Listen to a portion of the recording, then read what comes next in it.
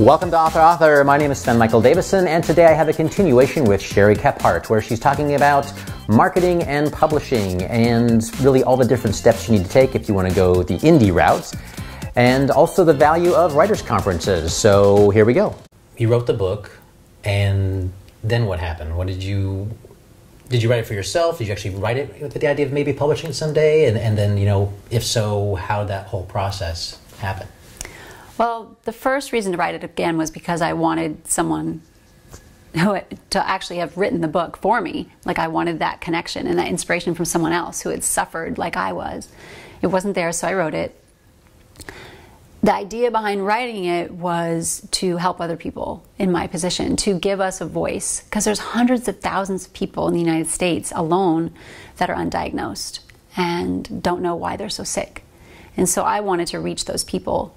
And that was the first reason. I didn't know quite how it was going to happen. And I thought, kind of, if I just do it, see what happens with it, see how far I can take this. So the funny story is, I wrote the book, my first draft, and I get to a point where I was so tired and put it away for a few months. And I looked at it again, and I thought, oh my gosh, this is so depressing. This is so dark. No one's going to be uplifted. No one's going to be inspired. So I went down to the beach and I burned it. I put it in a little bonfire pit and I just lit it on fire. And I said, I'm done. I don't want to stay in my illness, and I don't think that's going to help anybody. So I'm moving on. And that's what I did.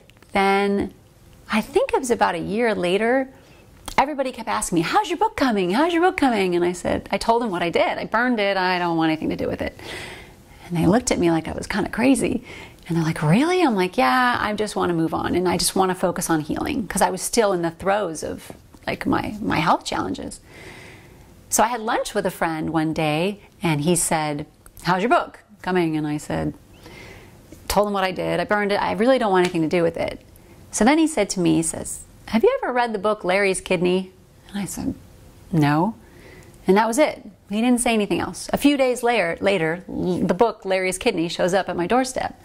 I thought, okay, he ordered it for me. Obviously he wants me to read it. I read the book. It was about a guy who helped his black sheep cousin go to China to get a kidney transplant because he was dying. And he couldn't get one here, so he went to get a black market kidney. So it's a very controversial, grave topic. But he injected just enough humor in it that it made it palatable and accessible, and I love the book. And I thought, oh, I get it. My friend says I can do this. I can put enough humor in my book and make it so people would read it and get the messages. So I'm not an idiot. I had an electronic copy of my book, even though I had burned the manuscript, and I rewrote it. I rewrote it with the humor. I even changed the title. It used to be Undiagnosed. So a few minor adjustments, and there's a reason for it in there. A few minor adjustments is about something that happened in Africa. I just wanted it to be a little lighter, a little more accessible. And when I started doing that, I felt good. And then I knew I was going to publish it. I knew that this would be what people wanted to read. The first one was, for me, it was cathartic. It was a pouring out of everything bad that happened to me. But when I rewrote it, that was for everybody else. So did you start submitting it to agents? Or I did. I had a lot of great feedback. I had people wanting the manuscript. I had people, all kinds of interest. I had 3 small presses wanting my book, and a couple bigger ones that were interested, but it never followed through because they said, well, it's a little different and we don't know how to market it. We don't know how to sell it. So I kept getting all this great feedback, and publishers saying, I'll blurb your book and I love it, but we don't know what to do with it. So it was a little discouraging, but I understood that it was going to reach the people it's supposed to reach. And so I just kept going. So you went indie? Yes, I did. Okay. So I had a contract, and I had a couple, like I said, a couple publishers interested. And I finally decided that what they were offering wasn't what I wanted. It it kind of sounds strange, but all that time I envisioned getting a publisher and making that happen. That was a dream. And then when it actually came, I realized, great, that's what I needed to know, that someone and all these people wanted the book and were interested. But it didn't feel right to me. There was a lot of things that didn't feel good. Like one of the publishers wanted to market it to pharmaceutical companies, and one of them wanted to market as a travel book. Well, yeah, there's a lot of travel in it and adventure, but it's not a travel book. So I decided the best way to do it and to keep the integrity of the book was to do it on my own. And I'm really glad I did. And so what did you do on your own? I mean, it's always I think a lot of people out there who are considering indie publishing find it sort of daunting. So I guess you have to think about, you know, first, obviously the publishing of it. Yeah. But then there's also the marketing, the publicity. And so what have you learned and what have you been doing to do all that? Well, it is not for the faint at heart. Indie publishing, or author publishing as they call it, is about really knowing like what your goals are with your book.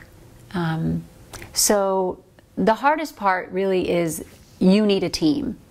Even though you're doing it on your own, quote unquote, unless you have unlimited funds and time, you really need a team of people, because there's a lot of tasks that unless you're, you know, able to do them all, you shouldn't do on your own.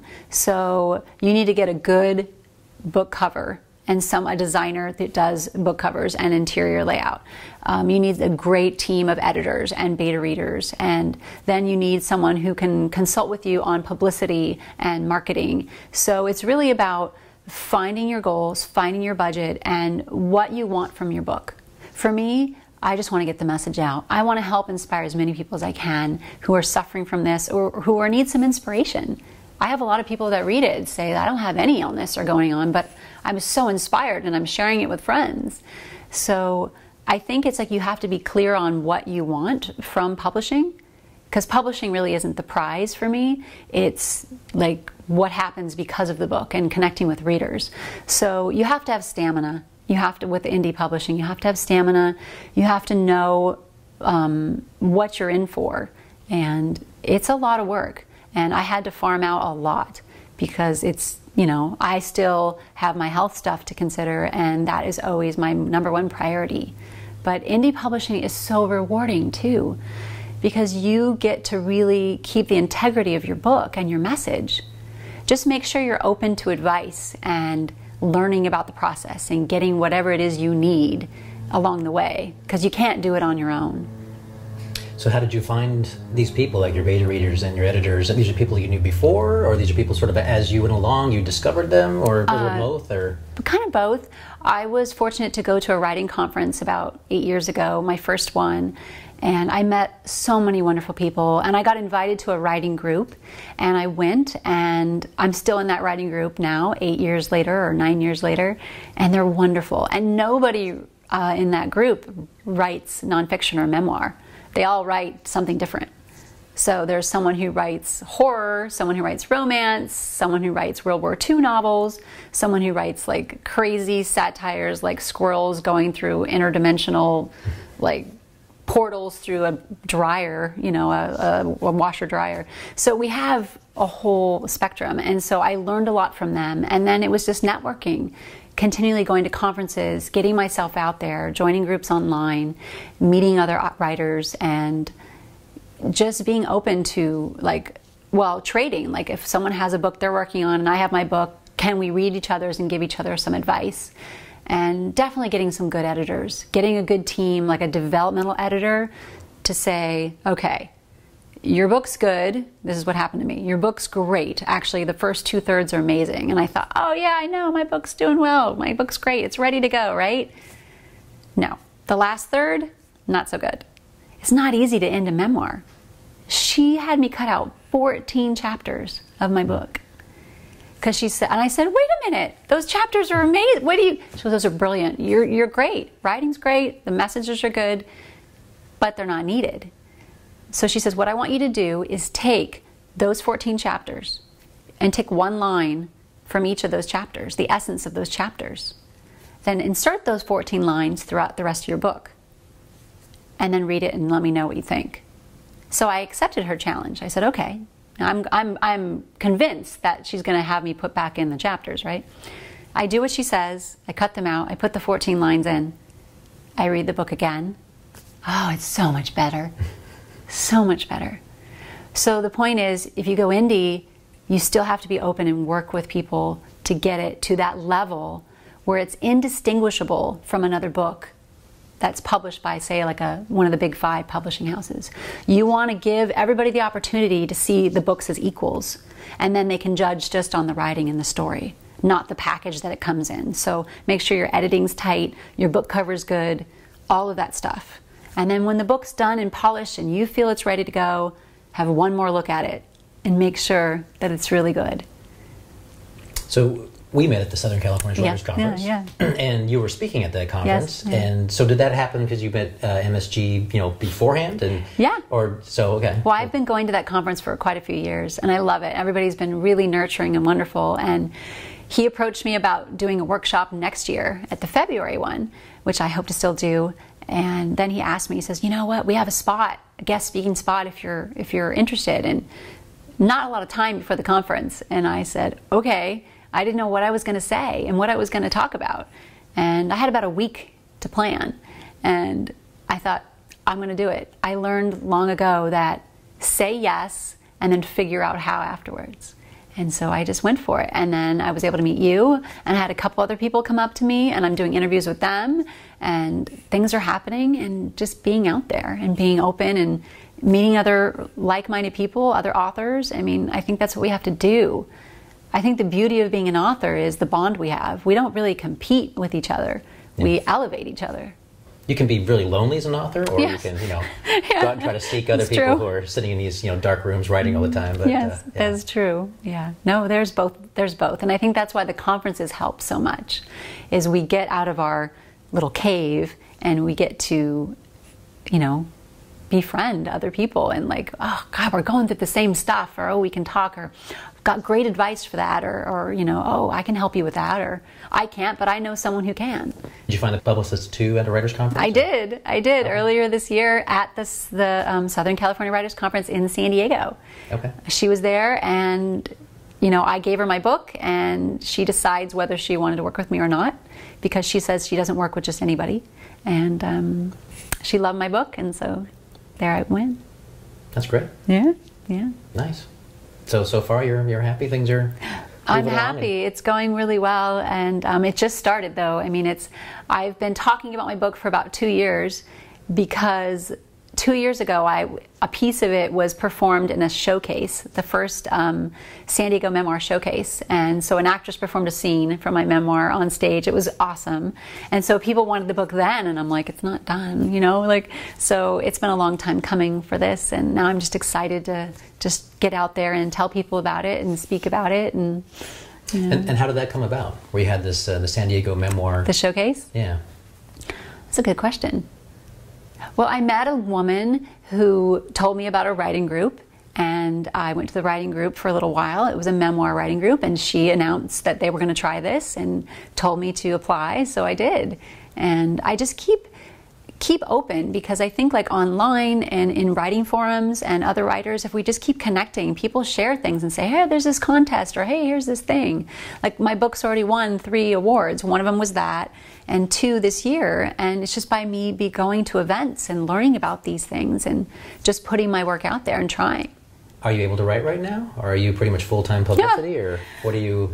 How are you dividing your day? My day is always healing first, always health first, and the other part of it is promoting my book, because it just came out. So I do believe the first 3 to 6 months of your book coming out is the most important for publicity, because it's fresh and it's new. And think about a movie. It comes out, and after about a month or 2, people aren't talking about it anymore. They're on to the next movie or the next book or the next show or theater, right? Usually the first week, but... Right, yeah, or the first week. But with a book, it has a little longer life, even the first year. But I think that I've decided to devote the first 3 to 6 months doing as much as I can for this book and to get the word out. And then after that, I'm going to write more. But I do believe as a writer, we need to take time every week, no matter what, to write. And I would say every day, but every day is a little bit much.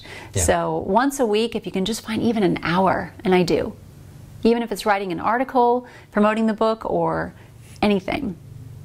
You had mentioned an article before, so are the articles you're writing, are they promoting books, or are you just writing articles? Okay, gotcha. Yeah, like for instance, you know, one is about my journey with the background story before my book, like going to Africa and going to college and my travels, and what led me to get to where I was, where I collapsed and was sick. So there's different articles that I'm writing about different times and parts of it. And are these articles you're pitching certain like websites or outlets, or you're like posting it like, you know, World Nomads, or how are you doing this? My publicist has found a few of these, so you know, did a variety of magazines and different publications. So does your publicist pitch this for you, and then you write, or does she say, hey, here's an outlet, go ahead and pitch it? She pitches. Okay. Yeah. That's great. Yeah, she pitches, but she also encourages me to reach out too. So I'm always looking for ways to get the word out and to be of service too to other writers. I think that's a really important aspect, is giving back. It's not just about promoting your book, it's about what can you give. So I just spoke this weekend at Indie Author Day. It was at the Dove Library in Carlsbad, and there was a bunch of us authors, and we had panels, and I was on the Memoir and More panel. And I thought, you know, I want to give something back to these people instead of just talk. So I created a handout and 9 memoir writing tips, things that I thought were really important for memoir writers. And I handed out to people, and I thought, if I can just give back to people in wherever I go, that's what people did for me. So I'm kind of paying it forward, and that's what I want to keep doing in any way I can. And I think that's important, because then people will remember you, and then they might not give it back to you, but they'll give it to somebody else. And it always comes back around. A Few Minor Adjustments is a memoir of healing.